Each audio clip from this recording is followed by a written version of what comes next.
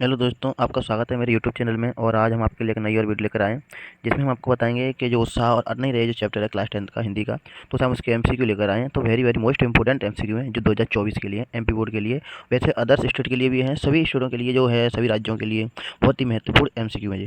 तो जो आपका जो इस पाठ के जो कवि हैं वो हैं सूर्यकांत त्रिपाठी निराला जी, जो कि उनका जन्म हुआ था आपका 1889 में, सॉरी 1899 में हुआ था इनका जन्म। और इनकी जो मृत्यु हुई थी 1961 में हुई थी। तो देखिएगा आज हम इसके टोटल एमसीक्यू पढ़ेंगे जो इंपॉर्टेंट है 2024 के लिए, और आने वाले पेपर में 100% अगर इस पार्ट से कोई एमसीक्यू आता है तो आपका इसी पार्ट से इन्हीं में से आएगा। तो चलिए थोड़ा आगे चलते हैं, हम देखते हैं इसके जो एमसीक्यू हैं वो कौन कौन से हैं, नहीं रही के रचनाकार कौन है। तो इसका जो ऑप्शन दिए गए हैं, देखिए पहला ऑप्शन दिया आपका सूर्यकांत त्रिपाठी निराला, दूसरा आपका जयशंकर प्रसाद, तीसरा आपका नागार्जुन, चौथा है आपका गिरजा कुमार महातो। तो इसका जो सही उत्तर है वो है आप लोगों का सूर्यकांत त्रिपाठी निराला जी। इसका जो सही उत्तर है वो क्या है? सूर्यकांत त्रिपाठी निराला जी। और उसका जो दूसरा जो है आपका एमसीक्यू वो है आपका उत्साह क्या है। तो देखिए इसका ऑप्शन दे रहा है मधुर गीत, या दुख भरा गीत, या आह्वान गीत, या शांत गीत। तो इसका जो सही उत्तर है वो आपका एक आह्वान गीत। तीसरे नंबर का जो उत्तर है वो आपका आह्वान गीत। तीसरा देखें इसका, सूर्यकांत त्रिपाठी निराला कौन से युग के कवि हैं। तो उसमें ऑप्शन दे रहा है प्रयोगवादी, या छायावादी, या नई कविता, या फिर प्रगतिवादी। इसका दूसरे नंबर का ऑप्शन है वो आपका छायावाद, वही छायावादी है, छायावाद है छायावादी, तो वही आपका छायावादी। इसका जो ऑप्शन सही है कौन सा है? छायावादी।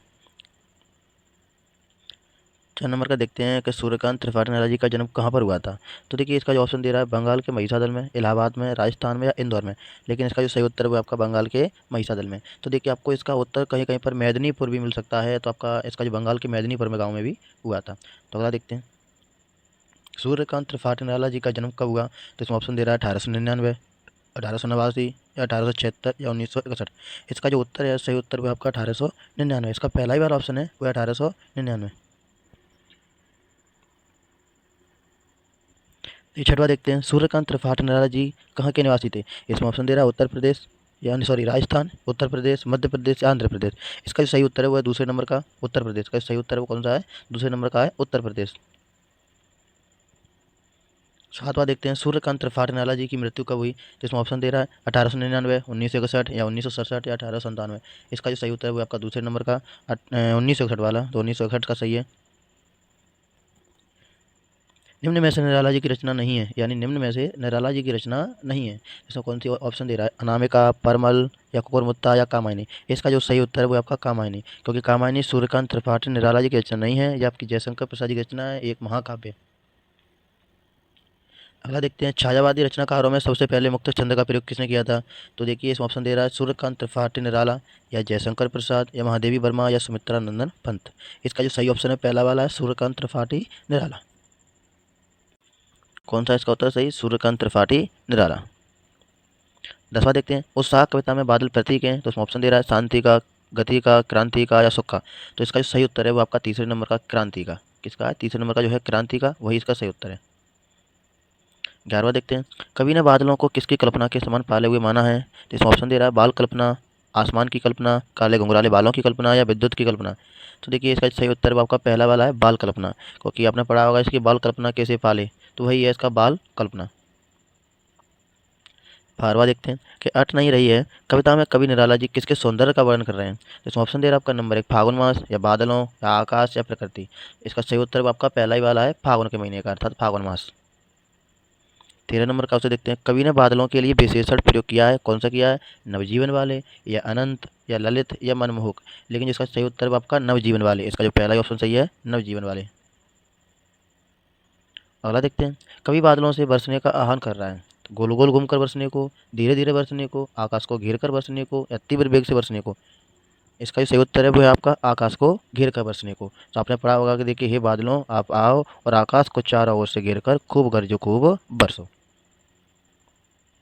देखिए 15 वाला है, कवि ने तप्त धरा के माध्यम से संकेत किया है, किसकी ओर संकेत किया है देखते हैं। नंबर 1 जन सामान्य की पीड़ा, नंबर 2 जलवायु परिवर्तन, नंबर 3 अत्यधिक गर्मी, नंबर 4 वैश्विक तपन।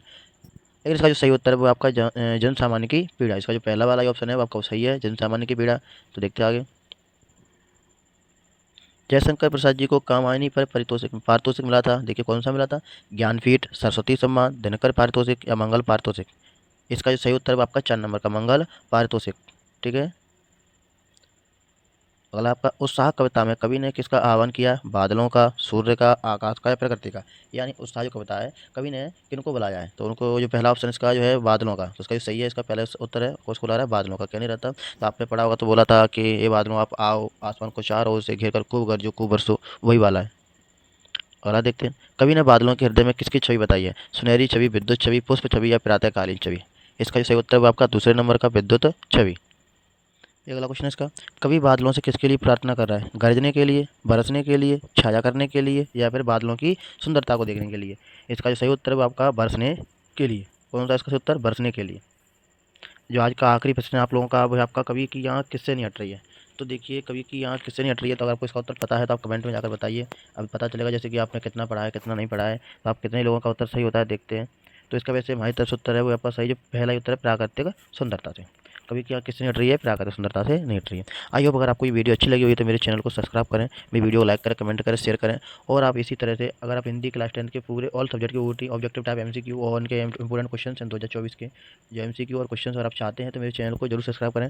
और इसी तरह की आपको रेगुलर वीडियो मिलती रहेंगी और आप पढ़ते रहें और हम आपको पढ़ाते रहेंगे। तो ठीक है, धन्यवाद।